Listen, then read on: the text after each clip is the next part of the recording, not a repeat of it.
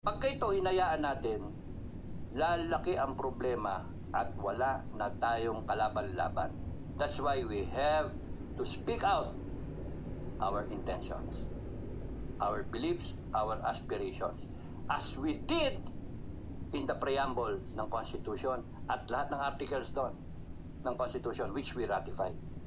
The sovereign Filipino people na hindi pwedeng i-coerce, hindi pwedeng takutin, hindi pwedeng suppress yung ano ba, yung ganunin tayo ng ganunin. Hindi pwede. Kasi yung power ninyo sa amin galing. We will take it away peacefully. Pwede naman eh. And the armed forces will be there to protect us. Ganun. At yung pagtagal na walang sagot, eh may problema. Kasi pag hindi ka sumasagot, umiiwas po ka. Napakasimple lang yan. Ang lumalabas mga balita ngayon, eh napapraning ang Malacanang at hinahanap yung video para bilihin. So sa akin, whether may akong makitang video o wala, that's not that ano sa akin eh. Katibayan na lang yun, parang ano na lang yun eh, palamuti na, oy may video, de tama. Ang sa akin kasi, basta merong question ng pinaka commander-in-chief mo, eh nagdodroga, delikado ang bansa natin na maging narco state. Kasi yung presidente mo, adik. Kung ang adik ang presidente mo, abi malaking allegation yon. Patunayan ninyo. O, hihingan ka ng proof, yun ang sagot nila. Eh gago pala kayo, bopol kayo eh. Ang taong bayan walang panahon sa ganyan. Na may allegation ng nagdodroga ka, ipakita mo sa taong bayan to gain that public trust. Yun ang mahalaga. Ibinigay siya yung boto. Hindi, isa sa palaran ko ba yung pamilya ko, yung mga anak ko, apo ko, para magmamana sila ng Pilipinas na parang ano tayo, na parang sa South America. Patayin ka pagka nag-ingay ka. Kaya nga, hindi dapat palakpasin yan. Yan yung sa akin. Kaya kayo, i-share ninyo, tanong nyo kung sino yung may gusto. Basahin, kung gustong mag-indicate, then fine. Tapos share nyo lang. Because this is being done in a peaceful manner. We are exercising our rights well within the framework ng Constitution na ino-oppress ka na nga, yung gobyerno mo nga pinipigil yung paglabas ng katotohanan, tapos noon ang sinasagot nila mga vlogger at mga troll na tirahin yung mga naghahatid ng good news. Pero for all I care, kahit sirain, sabi ko nga, kahit siraan ako na siraan, it will not change. Bagkus nadadagdagan pa ang pananaw ko na sirang-sira kayo sa akin. Government of the Republic of the Philippines, President, BBM, down the line. Hindi na kita presidente nga eh. Si Sara na yung presidente. Nag-withdraw ako sa iyo eh. Mr. BBM, First Lady, lahat kayo, down the line, Speaker, no? You have brought the country into a situation where it is really clear na nasa delikado tayo. And dapat yung masamanda mo, bunutin na kagad. Ganon dapat. That's why, yung pananaw namin, hindi nyo sinasagot eh. O yung Resolution 10, sinagot nyo, hindi. Yung SMA na yan, yung ICC na yan, yung peace talks na yan, sinasagot nyo ba? Walang sumasagot sa amin eh. And nainis na kami. Ang yayabang ninyo, mga arugante kayo. Lahat kayo. Arugante. Tapos nun, isasagot nyo sa amin, tatakutin nyo kami. Eh mali yun. Kaya, ayun, pupirma ako ng manifesto. Kasi wala kayong karapatan maging Pilipino, tawagin kayong Pilipino, kung inaapi nyo ang kapwa Pilipino. Tandaan nyo yun. Kaya dapat kayo sama-sama at pagsisihan ninyo. Ngayon, para makita, may video pang ganyan, makikita ng mga madla, oy, naku, huwag natin pamarisan yan. Mawala yung korupsyon. Mawala yung mga ganyan-ganyan na mga tirada ninyo. Masyado kayong mga mayabang. Eh kaso, naging delikado na, tsaka mabigat na yung mga tanong, yung mga nagtanong na isang tao, 1.8 billion, saan galing yun? Saan gagawin? May sukli ba? Mga ganun ba? Marami ng tanong. Legal ba yung Resolution 10? O, etc. You're on a nosedive. I-reverse yung situation. Stop being arrogant. Start hearing the people. Huwag niyong, you call up all your minions, no? You call them all. Because if you continue to do that, I'm telling you, I'm really telling you, seriously, you will not finish your term. Hindi kayo makakatapos. Kasi yung ginagawa nyo, kapubuhan. You are creating enemies in a situation na kailangan ninyo ng kakampi.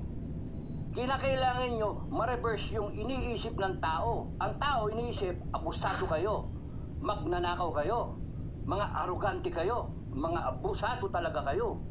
O, yun yung iniisip ng tao. And then, durugista pa kayo. Yun ang nakakatakot dun. Because we will not allow. Ako mismo, I will not allow. That's why I am shouting out. Shout out. Ayoko nang nagdudurog na presidente. Kahit question mark lang yun. Hindi pwedeng isa lang. Hindi mo pwedeng itaya yung kinabukasan ng anak mo on the premise na nagdudurog ba yung presidente o hindi. Hindi, sa akin, absolute yun. Absolute yun. Pagka naisip na may singaw na nagdudurog ba ang presidente tapos walang salita galing sa Malacanang, totoo ang dating nun eh.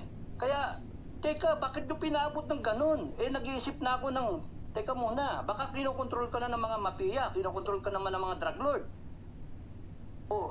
Magiging business hub ng droga ang Pilipinas sa Southeast Asia.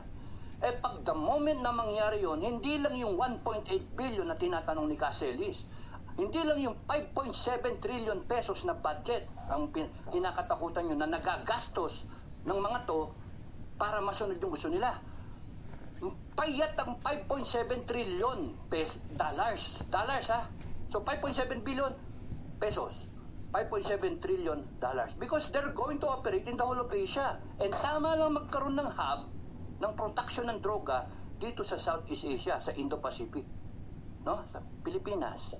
Because very loose ang laws, nababayaran yung mga politiko, nababayaran ng law enforcement. That's why we have to stop that. Yung gano'n ng ano ko. Gano'n ka serious. You have betrayed public trust. And we want VP Sara to be the president to finish your unfinished term. Siya ang magsaserve ng remaining time ng unfinished term mo. Ganon. And it will all depend now on the will of the people. And that's how important it is. Ang kailangan nyo para ma-ratify yung konstitusyon. Ibig sabihin, mas mataas kami sa konstitusyon. We, the sovereign Filipino people. Nagkataon lang, busy kami, tahimik kami. Sige, may konstitusyon, pumayag tayo lahat, ni-ratify natin, lahat ng batas dyan susunod. Ang problema nga natin, yung mga politiko natin, ginaganon yung kinukuting-ting, yung konstitusyon natin na babaguhin to favor them. And that's wrong. Kaya tayo, nagsasalita. Pero ginagamit nila yung batas para takutin tayo. Para takutin. At the same time, para siguraduhin na mawala, matahimik yung mga tao, bibilin pa ng pera. Pera ba nila pinambabay? Hindi, pera rin natin.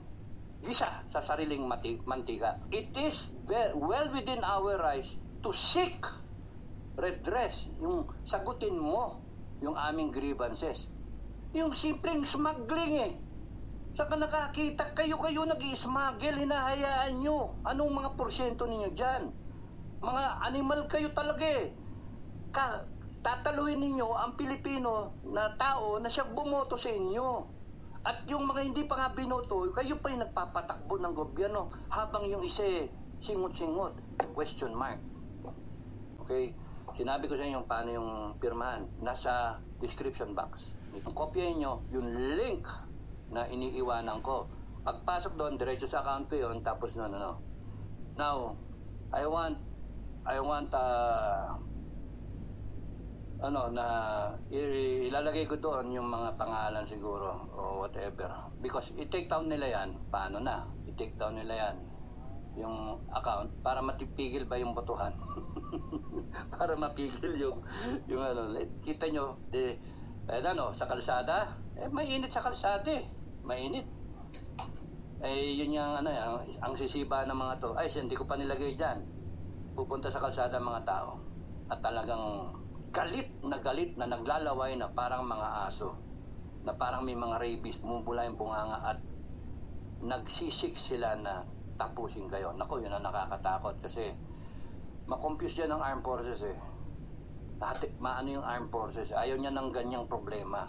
Sa amin, ayaw namin ng ganyang problema, ng dilema na gano'n.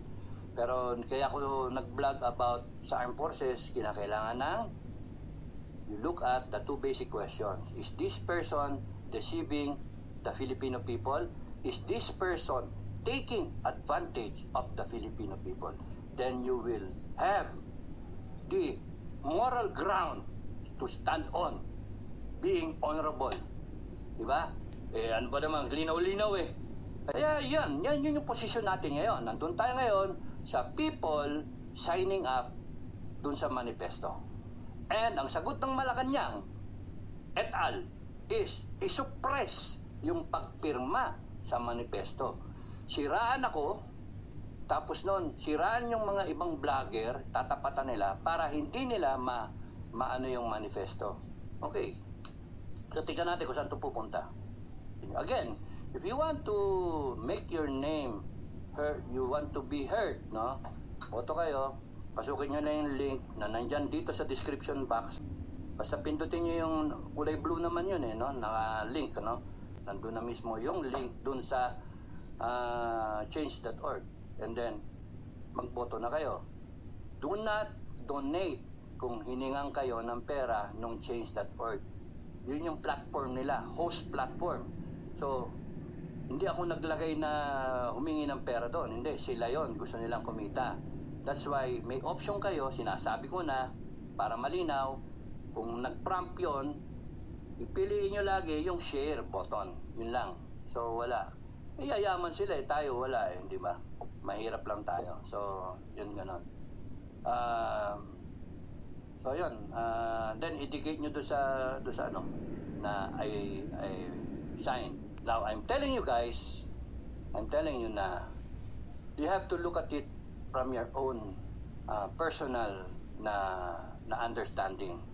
Yung ano yung thinking ninyo, because hindi pwedeng tatanong ka dito, tatanong ka doon. Ano ba? Palagay mo pala. Hindi. Ikaw. I have already informed you na how critical the situation is. Ito yung mga pwedeng mangyari. Ano yung dapat ipakita ng taong bayan? At para transition tayo ng very smooth. Kaya ito, hinayaan natin, lalaki ang problema at wala na tayong kalaban-laban.